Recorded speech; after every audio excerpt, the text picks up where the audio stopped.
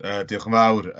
Reit, felly, mae'r sesiwn heddiw yn ymwneud efo y dulliau gwahanol o gynhyrchu trydan, a wedyn dyn ni yn mynd i fod yn edrych ar sut mae'r trydan hwnnw yn cael ei drosglwyddo ar hyd y wlad. Cyn hynny, dyn ni angen bach o gefndir o ran trosglwyddo egni, a dwi hefyd eisiau mynd dros ambell i hen gwestiwn arholiad, felly mae gen ni hen digon i wneud, felly waith i ni bwrw ymlaen efo hwn. Felly, i ddechrau, dwi eisiau dechrau hwn trwy edrych ar y mathau o egni. Nawr, mae yna rhyw 8 neu 9 math gwahanol o egni i ni fod yn ymwybodol ohonyn nhw. Yn aml iawn, dwi'n ffeindio bod plant yn dechrau trafod am egni dŵr ac egni pren ac yn y blaen. Felly, dwi'n meddwl mae cael rhestr o'r mathau gwahanol o egni penodol yn ddefnyddiol dros ben. Felly mae'r 9 yna, croeso i chi rewi hwn os ydych chi'n gwylio fy nôl ddim yn fyw, a fysych chi'n gallu gwneud nodyn o hynny. So nhw ydy'r 9 math gwahanol o egni i chi fod yn ymwybodol ohonyn nhw. Felly, awn ni mlaen. Dwi eisiau cyflwyno y dyn yma i chi, hwn ydy James Joule. James Joule oedd cyntaf i sylwi ei fod o ddim yn bosib i greu na dinistrio egni, dim ond i drosglwyddo o un math o egni i fath arall. Un o fel brif ddeddfau Ffiseg, ynde. Okay? Ag mae hwnna yn syniad mor bwysig, dyn ni bellach yn mesur egni mewn joules ar ôl James Joule. Reit e, y peth nesaf dwi eisiau trafod efo chi ydy effeithlonrwydd. Nawr te, mae effeithlonrwydd yn, fel mae'n dweud yma, mae o yn deud wrthoch chi y canran o egni neu bŵer mewnbwn, felly pa bynnag faint o egni sydd yn cael ei fewnbynnu i beiriant, fysa'n gallu bod yn rhywbeth mor fach a lamp i rhywbeth mor fawr a gors a bŵer. Beth bynnag ydy'r egni mewnbwn, dyn ni angen wedyn darganfod pa ganran o hwnnw sydd yn troi i mewn i egni neu bŵer defnyddiol. Trwy wneud hynny, fyddwn ni wedyn wedi darganfod be ydy canran yr effeithlonrwydd. Felly, mae gennau gwpl o enghreifftiau i chi fama. Efo'r nôl a train mewn eiliad. Nawr te, y lamp yma. Na, fel y gwelwn ni, mae'r lamp yma, mae yna 5200 joule o egni yn cael ei fewnbynnu i lamp. Felly, dyma ni fama yr egni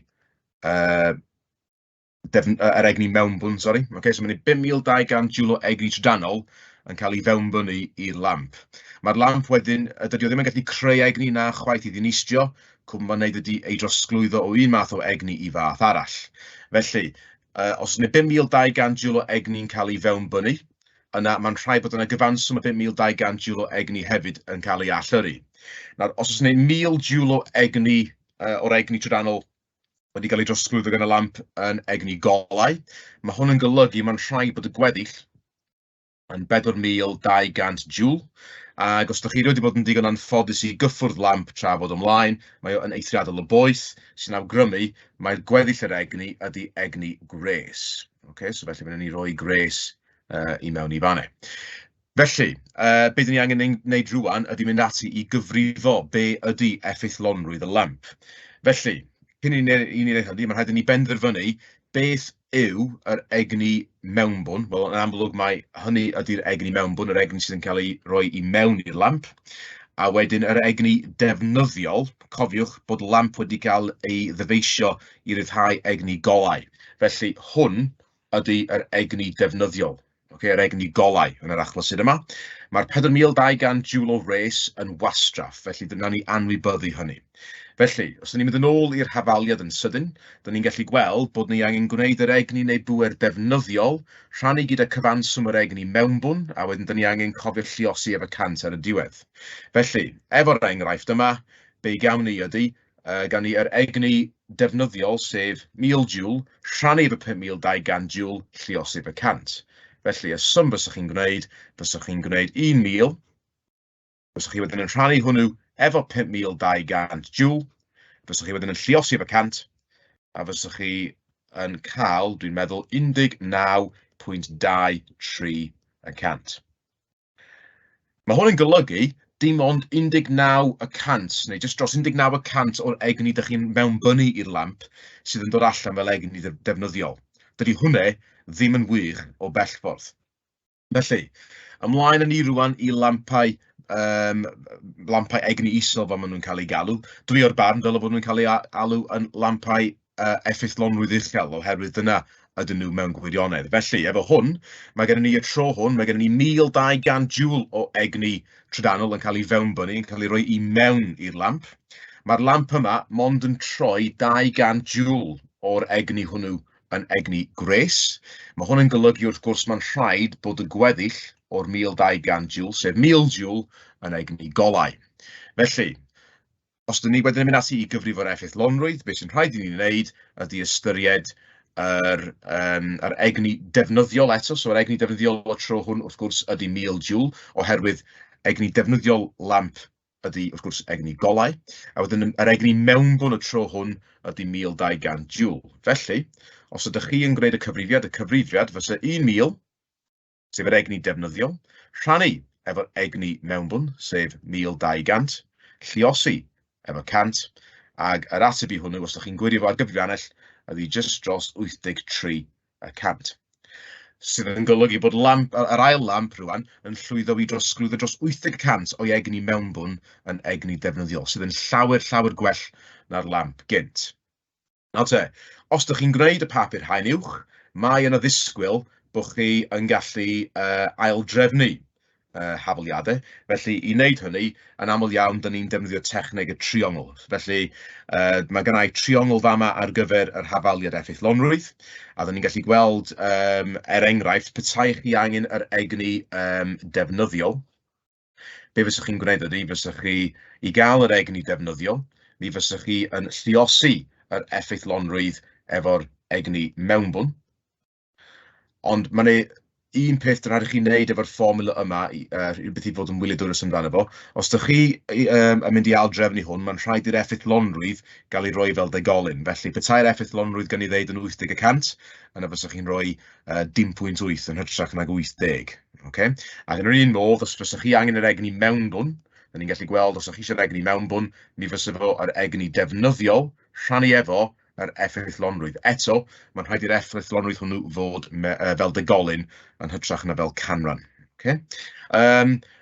Reit, bod rhain bellach ddim yn cael ei defnyddio, gan bod ni bellach wedi gadael yr Undeb Ewropeaidd, mae'r bathod yna wedi cael ei gweld ar nifer o ddyfeisiau trydanol, ac yn dibynnu a beth bynnag ydy'r gradd, mae hwnnw yn awgrymu i chi be ydy effeithlonrwydd y ddyfais, boed o yn degell neu yn oergell neu yn deledu.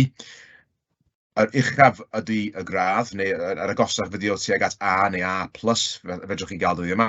Mae hwn yn golygu bod yr effeithlonrwydd, sef y canran o'r egni mewnbwn hwnnw sydd yn cael ei drosglwyddo yn egni defnyddiol yn fwy. Okay? Reit e.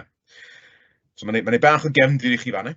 Be dwi eisiau gwneud rwan ydy symud ymlaen i edrych ar bwer. Nawr te, mae pawb felly gobeithio yn ymwybodol rwan o be ydy egni a bod egni'n cael ei drosglwyddo. Bwer ydy faint o egni sy'n cael ei drosglwyddo pob eiliad. Okay? Felly, enghraifft i chi fama, mae gennau lamp arferol 60 watt. Okay, mae'r lamp hwnnw i weld yma, so felly na ni ysgrifennu wrth ymyl hwn 60 watt. Mae hwn yn golygu, fel mae'n dweud yma, bod o'n llwyddo i drosglwyddo 60 joule o egni trydanol yn egni golau a gres pob eiliad. Felly mae 60 watt o bŵer yn golygu 60 joule bob eiliad. Right, so felly dyn ni angen cyfrifo yr egni sy'n cael ei drosglwyddo gan y lamp yma mewn 2 eiliad. Felly, os di 60 watt yn golygu eich bod chi'n drosglwyddo 60 joule mewn eiliad, dwi'n gobeithio fysych chi'n gallu gweithio allan mewn 2 eiliad, fysych chi wedyn di trosglwyddo 120 joule. Ag yr cyfrifiad fysych chi wedi gwneud, o bosib heb sylwi, fysych chi wedi gwneud 60 lluosi efo 2 yn hafal i 120 joule. Wedyn, os dyn ni angen darganfod faint o egni sydd wedi cael ei drosglwyddo gan y lamp yma mewn 10 eiliad, eto fysyn ni yn lluosi 60, sef y nifer o joule sy'n cael ei drosglwyddo pob eiliad, gyda 10 eiliad. a felly fyswn ni'n cael ateb o 600 joule. Reit te, pan gewch chi gyfle, ydych chi wedyn eisiau trio mynd ati i ddarganfod faint o egni sy'n cael ei drosglwyddo gan y lamp mewn 1 munud. Cofiwch, 1 munud yn 60 eiliad. Wedyn ar ôl 5 munud, ar ôl 1 awr, a wedyn ar ôl 1 diwrnod cyfan. Felly mae hwn yn mynd i fod yn ymarfer da iawn i chi. Na nid cyfwch chi yn sydyn iawn. Felly, dyn ni'n gwybod bod 60 watt ydy'r pŵer, sef y nifer o joules sy'n cael ei drosglwyddo bob eiliad. Am funud gyfan, mae hwnnw'n 60 eiliad. Felly, 60, lluosif y 60, fysa 3600 joule. Okay? So, da ni'n gallu gweld bod ni wedi wneud rhyw gyfrifiad tebyg ym mhob un o'r rhain. Be dyn ni wedi wneud ydy, dyn ni wedi lluosi'r pŵer fama, gyda'r amser yma mewn eiliadau, a mae hwnnw wedi rhoi i ni yr egni mewn joules. Okay? Felly, mewn papur arholiad ffiseg, fe welwch chi yr hafalud yma. Okay? E yn hafalu P lluosif y T, lle E ydy'r egni sy'n cael ei drosglwyddo mewn joules, P ydy'r pŵer mewn wattiau, a T ydy'r amser mewn eiliadau. Dyna'n union beth dyn ni newydd fod yn defnyddio yn y sleid gynt, o bosib heb hyd yn oed sylwi. Nawr te, petai chi'n gwneud y papur haen uwch ac eisiau aildrefnu yr hafalud yma, yna mi fyse yr egni yn mynd ar ben y triongl, sy'n golygu felly petai chi eisiau aildrefnu hwn i gael y pŵer fyse yr egni rhannu gyda'r amser, ac yr amser fyse yr egni rhannu gyda'r pŵer. Cofiwch, mae'n rhaid i'r amser fod mewn eiliadau, a mae'n rhaid i'r pŵer fod mewn wattiau ac yr egni mewn joules. Okay? Reit te, cwestiwn yma yn sydyn i chi, mae tegell 3 kW yn cymryd 2 funud i ferwi dŵr. Felly, dyn ni angen cyfrifo cyfanswm yr egni mae'r tegell yn trosglwyddo. Felly, a wedyn, dyn ni angen mynd ati i... na ni edrych ar gwestiwn A i ddechrau. Felly, cyfrifo cyfanswm yr egni mae'r tegell yn trosglwyddo. Felly, dyn ni'n gwybod bod egni ydy pŵer lluosi efo amser. Dyn ni'n gwybod mae'r pŵer ydy 3 kW. Byddwch yn ofalus, 3 kW a chi'n mynd trosi i fod yn 3000 watt. A mae'n cymryd 2 funud i ferwi y dŵr. Felly, da ni angen trosi hwnnw mewn i eiliadau, sef 120 eiliad. Ac os ydych chi'n lluosi 3000 efo 120, gewch chi ateb o 360,000 joule. So 360,000 joule. Okay, so mae hwnna yn amser lot, ond y gwir ydy, dydy 1 joule ddim yn rhyw lawer. Okay? Felly, dydy hwnna ddim yn anarferol o fawr. Felly, be dyn ni eisiau gwneud nesaf, dyn ni eisiau symud ymlaen i edrych ar yr ail gwestiwn. Cwestiwn B. Felly, yn hwn, mae'n deud bod 36,000 joule o'r egni mewnbwn hwn yn cael ei wastraffu fel egni sain a cholled gres i'r amgylchedd, a felly faint o egni defnyddiol a drosglwyddir. Felly, os wneud 360,000 joule i gyd wedi cael ei drosglwyddo,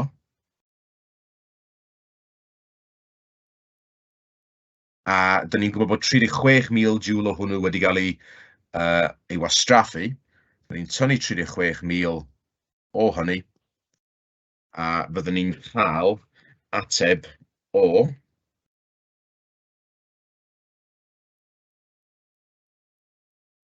324,000 joule. Okay, so dyn ni'n cael ateb o 324,000 joule.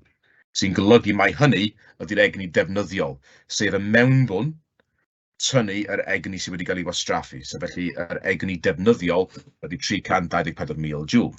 Reit e, y cwestiwn nesaf. Trwbio hwn i gyd allan yn sydyn iawn. Fysa fo, mae'r cwestiwn olaf yn gofyn i chi i gyfrifo effeithlonrwydd y tegell.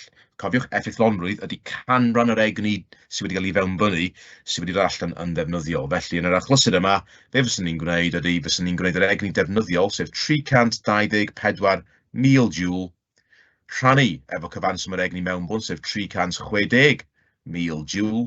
Cofiwch lluosif y cant, a mi ddylai fod gennym ni ateb terfynol o 90% sy'n golygu bod y tegell yn llwyddo i drosglwyddo 90% o'r egni trydannol sy'n cael ei fewnbynnu yn egni defnyddiol i gynhesu'r dŵr, sydd yn dda iawn yn dydi. Okay? Reit te, so dyna chi bach o gyflwyniad ynglyn â trosglwyddo egni, effeithlonrwydd ac yn y blaen. Rwan, be dyn ni eisiau gwneud, mae hwn rwan yn rhoi lot o bwyslais i chi ar waith dysgu. Be dyn ni am wneud, dwi am amlinellu gwahanol ffyrdd o gynhyrchu trydan efo chi, roi ryw syniad o sut maen nhw gyd yn mynd ati i gynhyrchu'r trydan, ond mae'n ei gyfrifoldeb arnoch chi i rili fynd ati i adolygu a dysgu manteision ac yr anfanteision gwahanol o'r amrywiaeth yma o ddulliau cynhyrchu trydan. Dwi am ddechrau efo gorsaf bŵer thermol. Nawr, gorsaf bŵer thermol ydy gorsaf bŵer sydd yn defnyddio gres mwyn cynhyrchu trydan. A mae o yn llwyddo i wneud hynny trwy losgi glo olew neu nwy. Nawr, dyn ni'n gwybod bod glo olew a nwy, maen nhw'n cael ei gyfeirio atyn nhw fel tanwyddau ffosil. Mae'n ei rai gorsafedd pŵer thermol sydd wedi cael ei gynllunio i redeg ar glo, rhai ar olew a rhai ar nwy. Ond mae'r egwyddor i bob un ohonyn nhw yn debyg iawn. Be sydd gennych chi ydy, ydych chi angen mewnbynnu y glo olew neu y nwy i'r ffwrnais. Ac yn y ffwrnais, fel y gwelwn ni fama, dyn ni wrth losgi nhw, mae yna llawer o egni gres yn cael ei ryddhau. A cam nesaf wedyn ydy mewnbynnu dŵr oer i mewn i'r ffwrnais. Bydd hwnnw wedyn yn poethi ac yn fuan iawn fydd o'n troi i mewn i stem. A fydd y stem yn cael ei ori wedyn trwy turbine. Nawr mae turbine, i roi syniad i chi, dyma chi lun o rywun yn gwneud bach o waith ar turbine. Ydych chi'n cael rhyw ddarlun o beth i maint nhw. Ac pan mae gennych chi ddigon o stem yn cael ei yrru trwy y turbine dan wasgedd, mae hwnnw wedyn yn mynd i droi yn eithriadol o gyflym. Fe welwch chi fama bod y turbine wedi cael ei gysylltu i'r generadur. A felly wrth i'r turbine troi, mae o'n gorfod i'r generadur i droi. Unwaith eto, mae gennau lun yma yn dangos be di maint y generadur yn enfawr yma. Ac felly pan mae'r generadur yn troi, mae trydan wedyn yn cael ei gynhyrchu, a mae o wedyn yn cael ei gymryd i ffwrdd i gael ei ddefnyddio, ei drosglwyddo yn gyntaf ar hyd y grid cyn cyrraedd defnyddwyr fel chi a fi. Felly mae'n bwysig bod chi yn ymwybodol o'r camau mewn cynhyrchu trydan mewn gorsaf bŵer thermol. Okay? Reit te. Dyna chi ryw ddarlun o sut mae'r gorsaf bŵer yn gweithredu. Dyna ni hefyd eisiau bod yn ymwybodol o be ydy'r manteision ac yr anfanteision o'r rhain. Nawr, dwi wastad yn dechrau efo gorsafedd pŵer thermol pan dyn ni'n edrych ar y dulliau gwahanol o gynhyrchu trydan, oherwydd ym Mhrydain, dyn ni'n cael rhyw 80% o'n holl drydan ni ar hyn o bryd trwy losgi glo olew a nwy mewn gorsaf bŵer thermol fel yr un ydych chi'n gweld o'ch blaen chi. Felly mae'n bwysig i ni drafod hwn yn gyntaf. Nawr, dyn ni'n ymwybodol bod llosgi glo olew a nwy ddim yn peth sydd yn gyfeillgar iawn i'r amgylchedd oherwydd y rhyddhad o garbon dioxide, a hefyd mae'n achlysur glo y rhyddhad o sulfur dioxide, oherwydd mae gormod o carbon dioxide yn yr aer yn achosi cynhesu byd eang, a mae sulfur dioxide yn yr aer yn achosi glaw asid. Felly, yn amgylcheddol, dydy hwn ddim yn wych. Dyn ni dal yn defnyddio, dyn ni'n dal yn cael 80% o'r holl drydan trwy losgi rhain. Felly mae'n rhaid bod yna fantais neu fanteision ynghlwm. Felly, mae hwn, dyma chi jyst gyflwyniad i beth ni newydd drafod ynglyn â'r camau mewn cynhyrchu trydan mewn gorsaf bŵer thermol.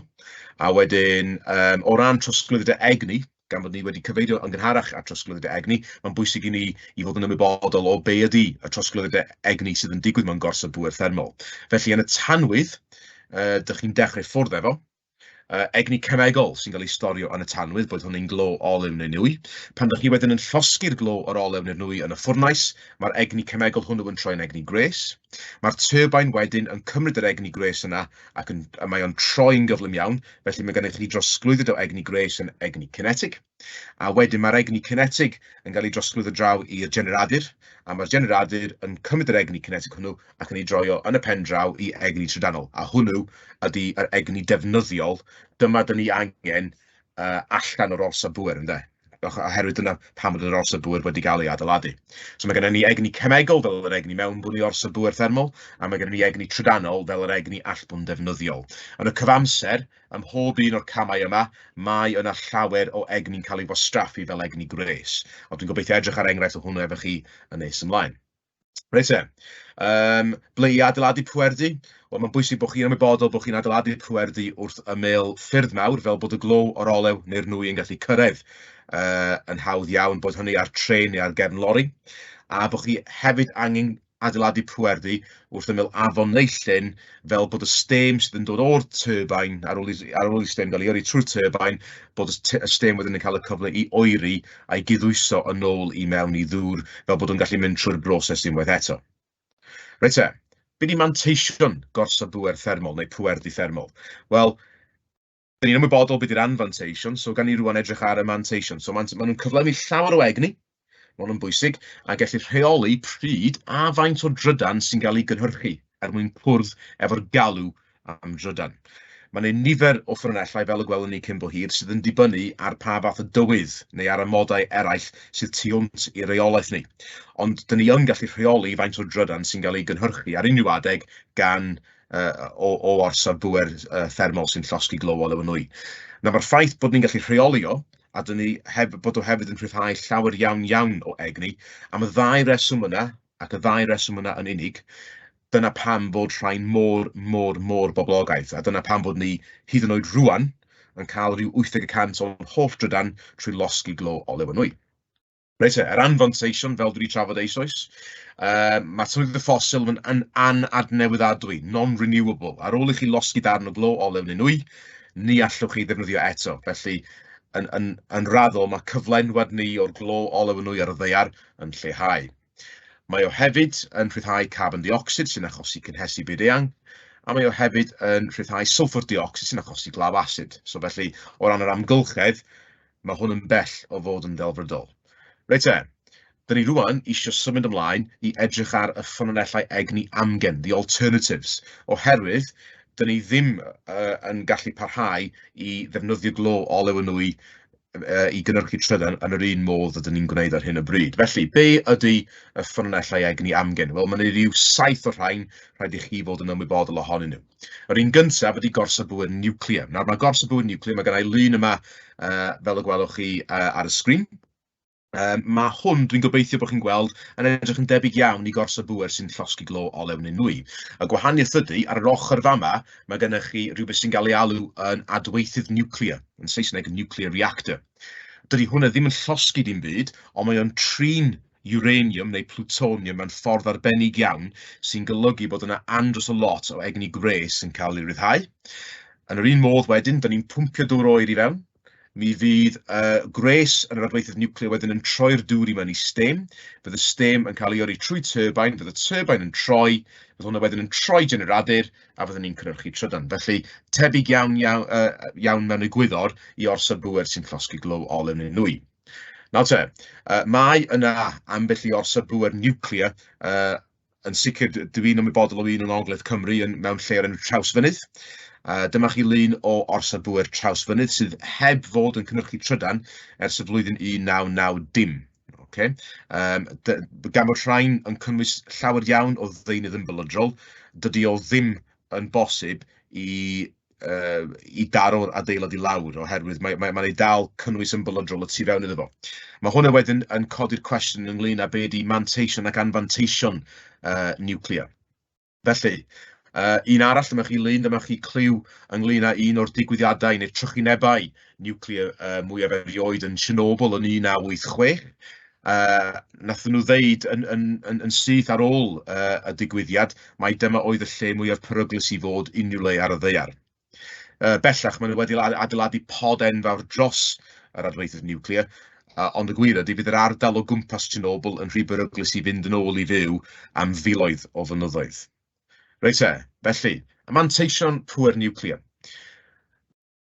Yn debyg i gorsaf bŵer sy'n llosgi glo olew yn nwy, mae'n llawer iawn o egni yn gallu cael ei gynhyrchu. Yn ail, dydyn nhw ddim yn rhyddhau carbon dioxide, mae hwnna yn gamsyniad gan nifer o ddisgyblion. Dydy Gan dyn ni ddim yn llosgu dim byd, dyn ni ddim yn llosgu glo olew neu nwy, neu dim byd felly, does yna ddim rhyddhad o carbon dioxide o bŵer niwclear. Ac yn drydydd, mae o'n ddibynadwy. Eto, reliable, mae o'n golygu bod ni yn gallu rheoli faint o drydan mae rhain yn rhyddhau, a dydy o ddim yn dibynol o gwbl ar y tywydd. Yr anfanteision, wel, mae'n nifer fawr iawn fama i drafod. Be fyswn ni'n argymell ydy eich bod chi yn mynd yn ôl gwylio hwn ac yn rhewi hwn, neu'n edrych trwy'r PowerPoint, a bod chi yn dysgu yr anfanteision, a mae'n nifer fawr iawn ohonyn nhw ynghlwm a defnyddio pŵer niwclear. Enghraifft, jyst rhai pethau, mae'n anadnewyddadwy. Okay? Mae derfan ynglyn â faint o uranium a plutonium sydd gennym ni ar y ddaear. Mae gwastraff ymbolodrol yn cael ei greu, mae o'n beryglis i bethau byw. Da chi'n gallu cael trychinebau fel ddigwyddodd yn Chernobyl, felly mae'n rhestr hir fama o anfanteision i bŵer niwclear. Reit, y nesa, turbinau gwynt, rhywbeth da chi yn gyfarwydd efo dwi'n siŵr. Okay? Reit, beth yw'r manteision? Wel, y manteision ydy, am y tro cyntaf, dyma di'r cyntaf o'r ffynonellau egni adnewyddadwy, renewable, sy'n golygu ar ôl i'r glo o'r olew o'r nwy hen fynd, fydd y gwynt dal i chwythu, a felly mi fydd y turbinau gwynt yma yn parhau i droi.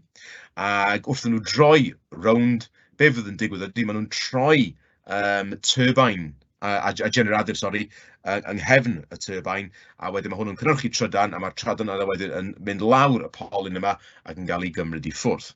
Okay? Yn ail, dydyn nhw ddim yn rhyddhau carbon dioxide, felly dim yn cynhesu byd eang. Dydyn nhw ddim yn rhyddhau sulfur dioxide, a felly dydyn nhw ddim yn cyfrannu o gwbl at glaw asid. Reit, yr anfanteision. Wel, yn gyntaf, mae cryfder y gwynt yn amrywio.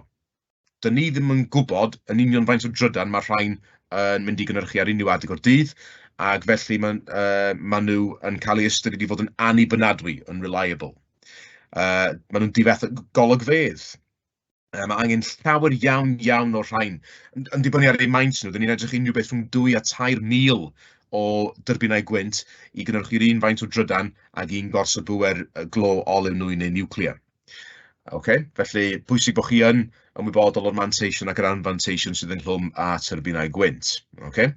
Ambell i gwestiwn yma, beth rydym yn galw ardal lle mae yna nifer o dyrbinau gwynt? Wel, dyn ni'n galw ardal efo nifer fawr iawn o dyrbinau gwynt yn ffermwynt.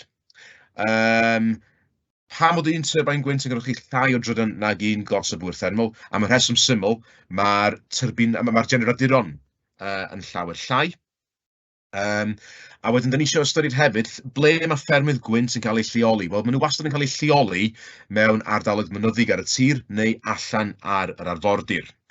Ac y rheswm syml am hynny ydy, mae'r ardaloedd yma'n wyntog. Y broblem ydy, mae'r ardaloedd yma'n dueddol o fod yn ardaloedd o harddwch eithriadol, ac o ganlyniad, mae adeiladu ffermydd gwynt yn y llefydd yma, mae nifer o bobl yn ei erbyn yn dyn. Okay? Reit e, turbinau gwynt ar arfordir, dyn ni jyst eisiau edrych yn sydyn iawn ar rhain. Turbinau gwynt ar arfordir, os ydych chi'n cymharu nhw efo turbinau gwynt ar y tir, a manteision ydy, ydych chi'n methu clywed gymaint o sŵn ohonyn nhw. Mae o'n fwy gwyntog am fwy o'r amser ar yr arfordir, felly ydych chi'n cael mwy o drydan ohonyn nhw. A mae'n gwneud llawer mwy o le i adeiladu nhw yn y dyfodol. Mae'n gwneud brinder o ran lle ar y tir. Yr anfanteision wrth gwrs efo turbinau gwynt ar arfordir, ydy bod maen nhw'n anoddach i drwsio, achos maen nhw'n anoddach i gyrraedd os dyn nhw'n torri. Maen nhw'n amharu ar longau pysgotwyr. Maen nhw'n difetha cynefu'n y bywyd gwyllt o fewn y môr. Os fyswn ni wedyn yn cymharu hynny efo turbinau gwynt ar fynyddoedd, y manteision ydy, maen nhw'n haws i gyrraedd a trwsio os dyn nhw'n torri. Maen nhw'n haws ac yn rhatach i adeiladu. Dyn nhw ddim yn effeithio gymaint ar gynefu'n y bywyd gwyllt ar y tir. Ond yr anfanteision wrth gwrs efo cael turbinau gwynt ar y mynyddoedd ydy bod cryfder y gwynt yn newid llawer. Felly, o'i gymharu hyd yn oed efo'r arfordir, mae'n ei anghysondeb yn cryfder y gwynt, a felly mae'n ei anghysondeb, neu fwy o anghysondeb, mewn maint o drydan maen nhw'n cynhyrchu. Maen nhw'n difetha golygfedd, maen nhw'n swnllid hefyd i bobl sydd yn byw yn lleol. Mae'n ei llai o lawer o le i adeiladu nhw hefyd. Okay? Reit, y nesaf, solar. Nawr, mae paneli solar, neu fel maen nhw yn aml iawn yn cael ei gyfeirio atyn nhw mewn papurau arholiad, maen nhw'n cael ei galw yn celloedd ffotovoltaidd. byddwch yn ofalus efo hynny os gwelwch yn dda, oherwydd os ydych chi'n cael cwestiwn arholiad yn cyfeirio at gelloedd ffotovoltaidd, mae'n hanfodol eich bod chi'n ymwybodol mae paneli solar mae'r cwestiwn yn cyfeirio at efo. Okay? Reit be di manteision solar? Wel, eto, mae'n adnewyddadwy yn union fel gwynt. Dim carbon dioxide yn cael ei ryddhau, dim sulfur dioxide yn cael ei ryddhau. Yr anfanteision wrth gwrs ydy bod cryfder y golau, yn enwedig mewn gwlad fel Prydain, mae cryfder y golau neu'r heilwen yn amrywio, a felly mae o yn annibynadwy. A hefyd, mae cynnwch chi celloedd photovoltaidd, mae cynnwch chi paneli solar, maen nhw braidd yn ddrud, ond yn gyffredinol, fyswn ni yn ceisio osgoi trafod cost efo'r ffynonell yma os ydych chi'n gallu. Okay? Reit y nesaf ydy egni geothermal, neu ynni geothermal. Nawr, dyma'r broses o ddefnyddio egni gwres naturiol o ddeiar mwyn cynhyrchu trydan. Nawr, ystyr y gair geo, fel dylai fod chi'n gwybod, ydy deiar, meddylwch geography, deiaryddiaeth, a thermal ydy gres. Felly mae geothermal yn awgrymu rhyw ffordd neu gilydd o gael gres o'r deiar.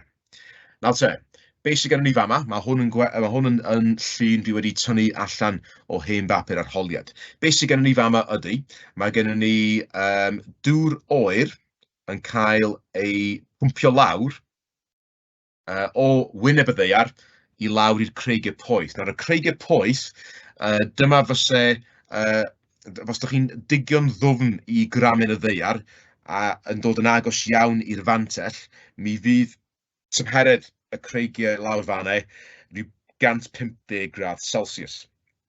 Felly, os yw'r dŵr oer yn cael ei gwthio lawr, ar ôl dod i gysylltiad efo creigiau poeth, mi fydd y dŵr sydd yn dod yn ôl yn dŵr poeth iawn ac yn debyg iawn i stem.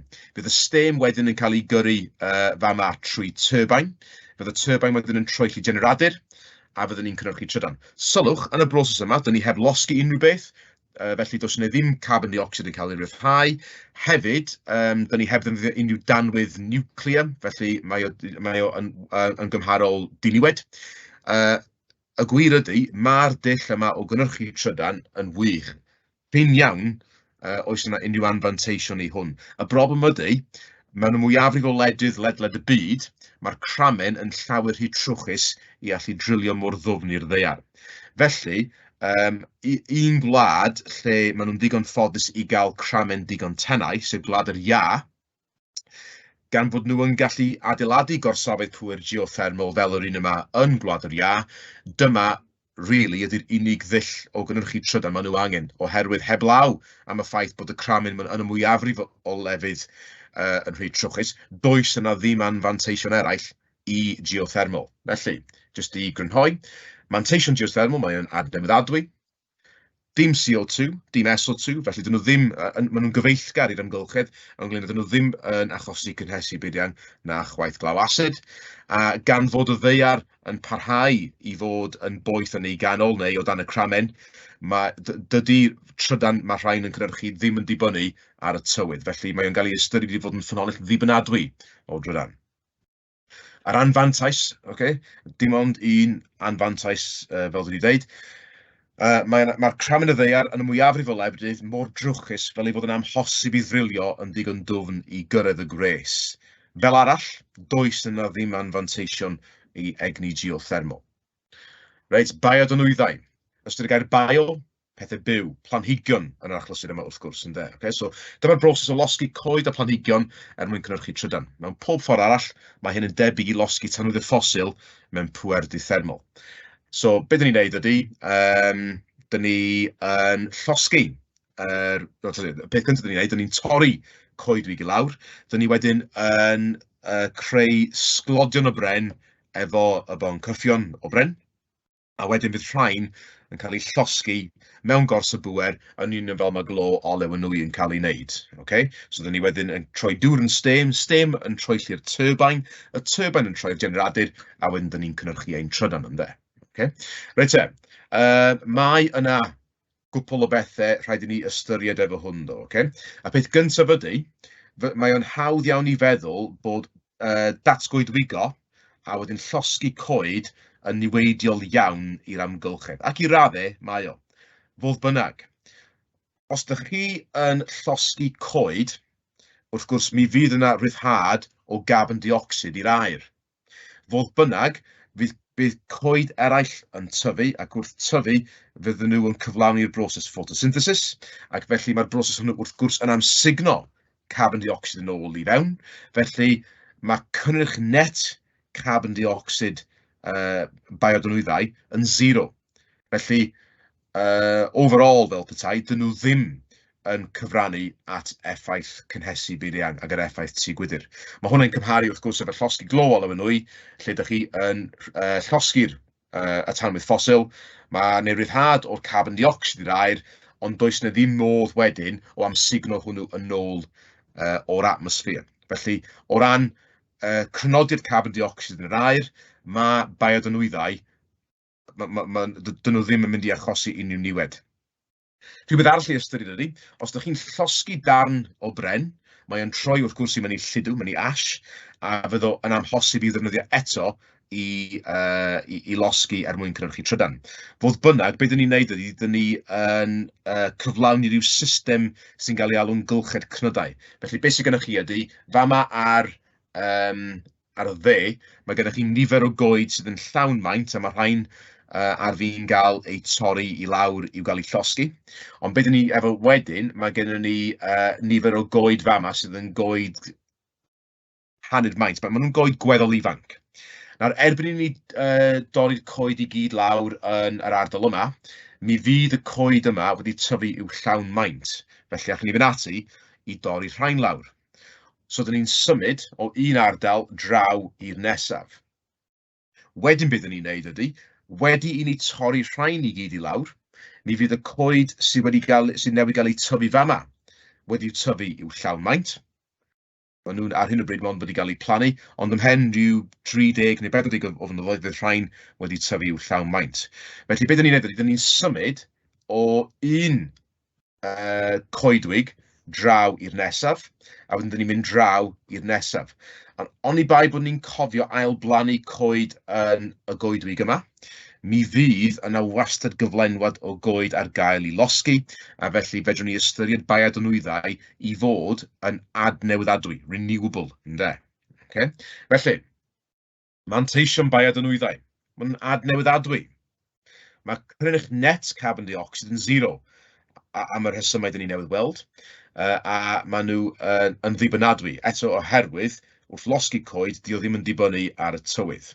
Yr anfanteision, os ydych chi'n ailblannu coed ar yr un pryd tro ar ôl tro ar ôl tro, mae'r holl faith yn cael ei amsugno'r pryd sy'n ei wneud o'n anffrwythlon. Ac hefyd, tra bod y coed yn tyfu am ryw chydig flynyddoedd, mae anifeiliaid yn mynd i ymgartrefu yn y goedwig yma, felly mi fydd datgoedwigo yn dinistrio cynefin yr anifeiliaid sydd wedi ymgartrefu o fewn y goedwig. Reit e, nesa, bared llanw. Okay? Bared neu argau, falle mae'n gair ydych chi'n gyfarwydd efo, sef dam, ynde. Okay? Rhyw modd neu gilydd o blocio symudiad dŵr ar draws aber. Nawr te, beth ni'n gallu gwneud ydy, os dyn ni efo dŵr y môr ar un ochr, fel y gwelwn ni fama, a mae gen ni dŵr ar yr ochr arall o'r bared ar lefel is neu uwch, yn naturiol, yn yr achlysur yma, wrth gwrs, mi fydd y dŵr yn symud y ffordd yma trwy y bared. Ac o ganlyniad, mi fydd yna turbine bach fama yn cylchdroi. Bydd hwnnw wedi cael ei gysylltu i generadur, ac o ganlyniad fydd y bared yn llwyddo i gynhyrchu trydan. Nawr te, mae gen i rhyw animator bach yma yn dangos yr amrywiaeth yn lefelau'r dŵr, ac ydych chi'n gallu gweld bod llif y dŵr trwy y turbine yn achosi y droi, sydd wedi mynd ati i gynhyrchu trydan wrth i'r generadur troi. Y manteision i llanw, adnewyddadwy. Mae'r llanw yn mynd i barhau i lifo mewn ag allan am miliynau o flynyddoedd. Mae o'n ddibynadwy. Gellir adeiladu ffordd ar draws y bared i hwyluso llif traffig. Dwi'n siŵr sy'n amlwg yn yr un yma, ond beth ydych chi'n gallu gwneud, ydych chi'n gallu adeiladu ffordd ar draws yma. Nawr, dylswn ni hefyd sôn o ran dibynadwyedd, dydy llanw ddim yn cynhyrchu trydan o hyd, ond gan ein bod ni'n gallu rhagfynegu llif a symudiad y llanw, dyn ni yn gwybod yn union pryd mae y llanw yn mynd i gynhyrchu trydan, a felly mae llanw yn cael ei ystyried i fod yn ddibynadwy. Okay? Reit te. Wedyn mae gennym ni allbwn pŵer uchel iawn i'r rhain, a dyn nhw ddim yn rhyddhau CO2 nag SO2, felly o ran yr amgylchedd yn gyfeillgar. Fodd bynnag, mae'n ei anfanteision. Maen nhw'n drud iawn, mae'n drud iawn i adeiladu'r bared. Mae'n paru ar symud i'r cychod a llongau. Da chi'n gallu boddi cynefin rhai anifeiliaid sydd yn byw ar ochr yr aber. A mae adeiladu y bared angen llawer o concrit, a mae'r broses o gynhyrchu'r concrit yn rhyddhau carbon dioxide. Reit te, trydan dŵr. Dwi eisiau sôn am hwn efo chi. Mae hwn rwan ydy'r dull olaf o gynhyrchu trydan. Felly, beth sydd gennym ni fyny i'r top yma, mae gennym ni cronfa ddŵr uchaf, a mae gennym ni gronfa ddŵr isaf. Nawr te, ar adegau penodol o'r dydd, mae'r galw am drydan yn uchel iawn. Felly, dyma chi ganol nos, okay? Ac fel y gwelwn ni, trwy'r nos, mae'r galw am drydan yn isel, yn gymharol isel. Wedyn, pan rhyw 6 o'r gloch y bore i ryw 1 o'r gloch y pnawn fel dyn ni'n gallu gweld fama, mae'r galw am drydan, the demand for electricity, mae o yn mynd yn fwy. A mae'r llwyth sail fel ydych chi'n gallu gweld fama, a llinell doredig, mae hwn yn cynrychioli faint o drydan sy'n cael ei greu yn gyson o hyd o gorsafedd pŵer glo olew a nwy. Oherwydd, dyn ni ddim rili'n gallu troi nhw i ffwrdd ac yn ôl ymlaen eto, oherwydd mae'r broses yna yn cymryd gormod o amser. So, dyn ni jyst yn gadw gorsafedd pŵer glo olew nwy a niwclear i redeg yn barhaus. Ond ar adeg yma o'r dydd, lle mae'r galw yn fawr am drydan, dyn ni angen rhyw fath o boost o drydan. Felly, beth sydd yn digwydd ydy, dyn ni yn agor falf sydd yn caniatáu dŵr i rithro lawr yma trwy y turbine. Mae'n troi'r turbine. Mae hwnna wedyn yn troi generadur, a dyn ni'n cynhyrchu trydan sy'n cael ei gymryd i ffwrdd gan y grid. A wedyn, fydd y dŵr yn llifo ac yn llenwi yn y gronfa ddŵr isaf. Cofiwch, mi fysyn ni yn rhyddhau'r dŵr ar yr adeg yma. Ac wedyn, dyn ni angen mwy o ddŵr yn cael ei ryddhau ar yr adeg yma o gwmpas rhyw 6 i 9 o'r gloch y nos, oherwydd mae'r galw am drydan yn uchel iawn eto. Felly, be dyn ni'n neud ydy, erbyn i ni gyrraedd rhyw 9 neu 10 o'r gloch y nos, mae'r dŵr i gyd wedi cyrraedd y gronfa ddŵr isaf. Felly, be dyn ni'n neud wedyn ydy dros nos, oherwydd dydyn ni ddim yn gallu cael gorsafedd pŵer glo olew a nwy fel yr un yma i lawr, oherwydd bod y broses o'i ddiffodd a'i droi yn ôl ymlaen eto yn cymryd sawl awr. Gan fod ni'n cadw rhain i redeg, dyn ni'n gallu gweld fama, yn ystod oriau ma yn y bore, early hours of the morning, mae'r galw am drydan yn isel, ond mae'n llawer mwy yn cael ei greu. Felly, be fydd yn digwydd dros nos ydy, mi fydd y turbine yma, be fydd yn digwydd ydy, fydd o'n troi i mewn i pwmp, a wedyn dros nos, mi fydd yr dŵr wedyn yn cael ei signo a'i gwthio nôl i fyny i'r llyn neu'r cronfa ddŵr uchaf ar gyfer y bore wedyn. Okay? Nawr te, dyn ni'n rhedeg yn bach yn bryn o amser, ond beth sydd gen i fi fama ydy manylion ynglyn â y defnydd o drydan yn ystod y dydd, o ran fel gwagu'r cronfa ddŵr uchaf i'r isaf i greu y trydan ychwanegol. A wedyn fama, mae gen i ryw drafodaeth ynglyn â beth sydd yn digwydd yn ystod y nos i pwmpio'r dŵr yn ôl i fyny pan mae yna lawer y drydan dros ben.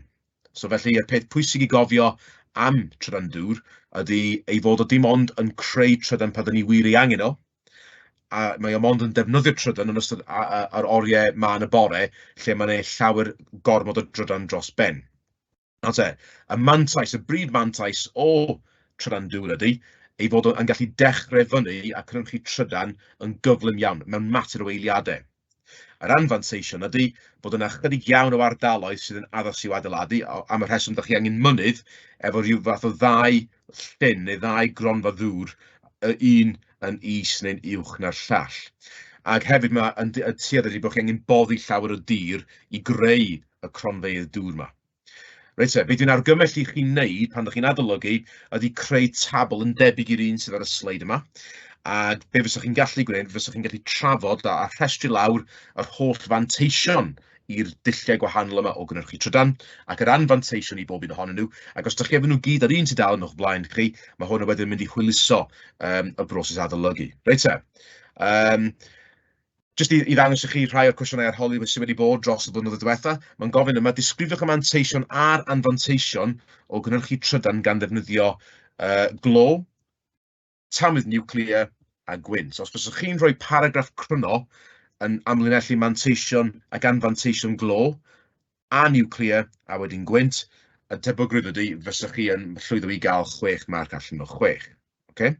Rhywbeth tebyg fama, mae gorsaf y bŵer yn mynd i gael ei adeiladu i gynhyrchu trydan. Y ddau opsiwn sy'n cael ei ystyried ydy atomfa, sef gorsaf bŵer niwclear, a gorsaf bŵer nwy. Cymharwch pa mor addos yw'r ddau opsiwn. Unwaith eto, cwbl ydych chi angen ei wneud fama ydy 2 baragraff yn amlinellu beth i manteision ac anfanteision niwclear ag nwy. Okay. Maen nhw yn hoff iawn o ofyn cwestiynau fel yma, felly jyst rhywbeth i chi fod yn ymwybodol ohono fo. Reit, yn sydyn iawn, cos ni yn rhedeg allan o amser, y grid cenedlaethol. Nawr, ydych chi eisiau bod yn ymwybodol bod y grid cenedlaethol ydy rhwydwaith y wifrau sy'n cligo'r trydan ar draws y wlad yn effeithlon o orsafedd pŵer i ddefnyddwyr mewn ffordd ddibynadwy. Felly, ar y darlun yma, mae gennym ni y gors y bŵer ar y chwith fama. Dyma ydy'r man lle mae'r trydan yn cael ei greu. Fedrith hwn fod yn gors y bŵer glo, olew, nwy, niwclear, solar, paneli solar neu geothermal. Dyma ydy'r ardal lle mae'r trydan yn cael ei greu. A'r pen pella fama yn ein cartrefi ni, dyma lle mae'r trydan yn cael ei ddefnyddio.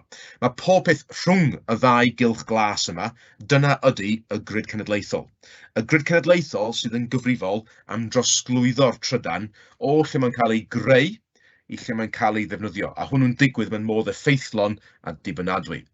Reit te, dwi eisiau edrych yn sydyn i ddechrau ar y newidydd codi. Nawr mae'r newidydd codi i weld syth ar ôl yr orsaf bŵer.